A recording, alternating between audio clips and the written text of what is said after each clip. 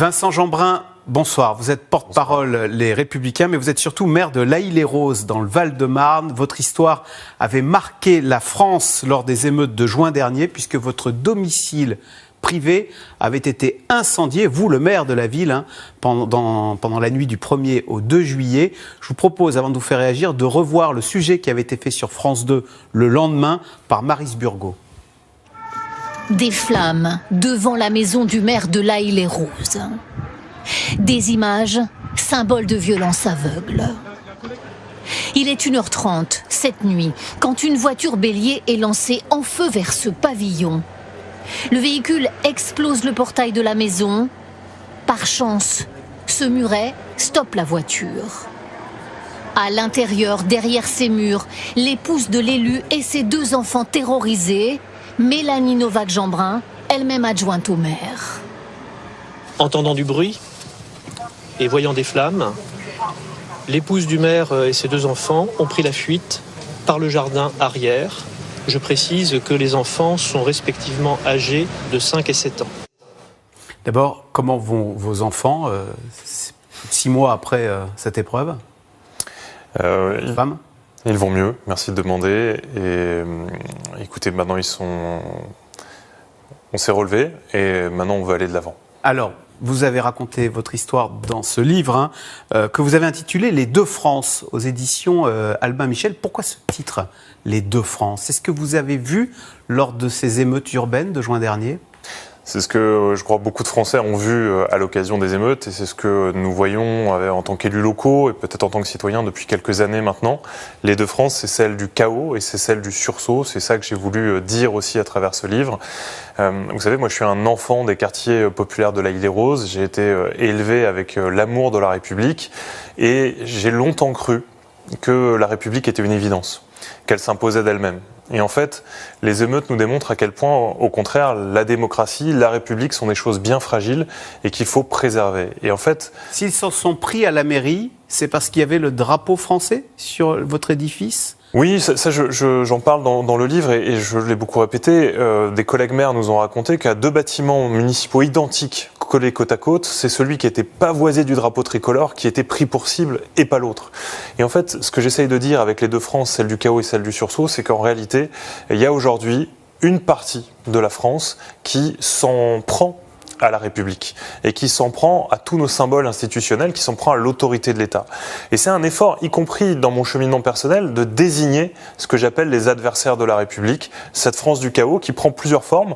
Une forme, j'allais dire, matérielle et physique, ce sont les caïds, les gangs qui assignent à la violence les habitants de nos quartiers.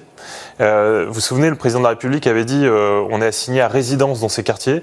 C'est vrai, mais aujourd'hui, je pense qu'on peut même aller beaucoup plus loin et dire qu'on est assigné à la violence. Alors, il se trouve que vous êtes vous-même issu des quartiers d'où sont partis les émeutiers, les Tours Marrons, vous dites c'est du mauvais côté de l'autoroute de la ville de L'Haÿ-les-Roses. Ce quartier de votre enfance, vous l'avez vu se dégrader année après année, de quelle manière d'ailleurs ?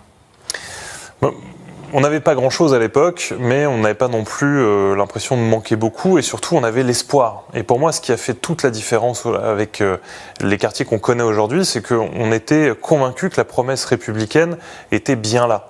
Alors il y avait déjà des difficultés, ce qu'on appelle l'ascenseur social. Je peux vous dire que l'ascenseur, ça fait belle lurette qu'il était cassé, mais il y avait encore l'escalier, quelqu'un qui voulait s'en sortir et pouvait s'en sortir. Et donc avec mes petits camarades, on avait la conviction que l'avenir était devant nous.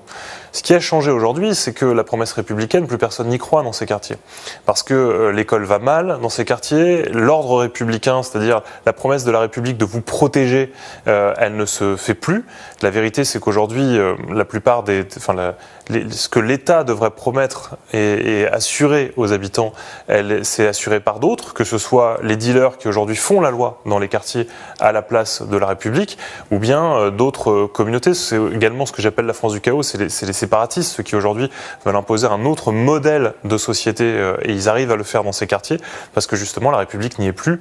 Et moi c'est aussi un petit peu ce que j'appelle la France du sursaut à l'inverse, c'est toutes celles et ceux qui continuent à défendre les valeurs de la République dans ces quartiers et qui continuent à faire, et pardon pour le mot, mais du prosélytisme républicain, c'est-à-dire remettre l'amour de la République dans les cœurs et dans l'esprit de ceux qui habitent encore là.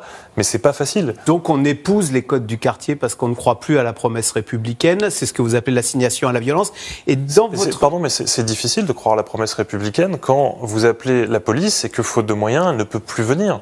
Et que vous dites que le seul moyen d'assurer la sécurité de sa propre fille, j'ai un exemple en tête d'un monsieur qui, après avoir appelé 4 fois la police 4 soirs de suite, parce que 4 fois sa fille était embêtée par les dealers qui sont à l'abribus là, quand elle descend à 22h30 le soir, et ben, il a fini par prendre une décision terrible, c'est d'aller dans la tour 4, parce qu'en vrai tout le monde sait où sont les dealers, d'aller voir le dealer et lui dire écoutez, vos sbires là, ils sont en train d'embêter ma fille tous les soirs, nous on habite dans le quartier, on n'embête personne, s'il vous plaît, faites en sorte que... Et le pire, c'est que ça a marché, puisque le caïd, il a dit aux petits jeunes, vous arrêtez d'embêter la fille de monsieur. Vous voyez, on est dans la scène du parrain. Vous vous souvenez ce film Le Parrain, où il dit, je vais te rendre un service, par contre, il y a un jour, il faudra que tu me rendes un service. Aujourd'hui, la règle dans ces quartiers, c'est pour ça que je parle d'assignation à la violence, c'est de se remettre, finalement, à ceux qui ont le monopole de la force dans ces quartiers, c'est-à-dire ces caïds. Aujourd'hui, vous savez, c'est ça mon cri et mon appel au sursaut dans ce livre, c'est qu'aujourd'hui, il y a 5 à 6 millions de Français, d'honnêtes gens qui aspirent à vivre en paix et qui sont aujourd'hui dans des enclaves de non-république où aujourd'hui la loi ne s'applique pas comme ailleurs en France, où les règles du jeu ne s'appliquent pas comme ailleurs en France, où l'école de la République ne peut pas enseigner malgré le courage des enseignants, malgré toutes celles et ceux qui encore une fois se battent sur le terrain. Je veux vraiment leur rendre hommage, mais ça marche pas comme ça devrait. Ces territoires sont des territoires cassés de la République et j'ai la conviction profonde que si collectivement on se donne pour mission de réparer ces quartiers, alors on pourra réparer toute la France. Est-ce que ça peut à nouveau exploser? Parce que vous dites aussi, ceux qui tiennent le quartier, ce sont les barons de la drogue. Et les barons de la drogue, ils n'ont pas du tout aimé ces émeutes. Et d'ailleurs, ce sont probablement eux qui ont mis fin, parce que qui dit émeute dit plus de trafic.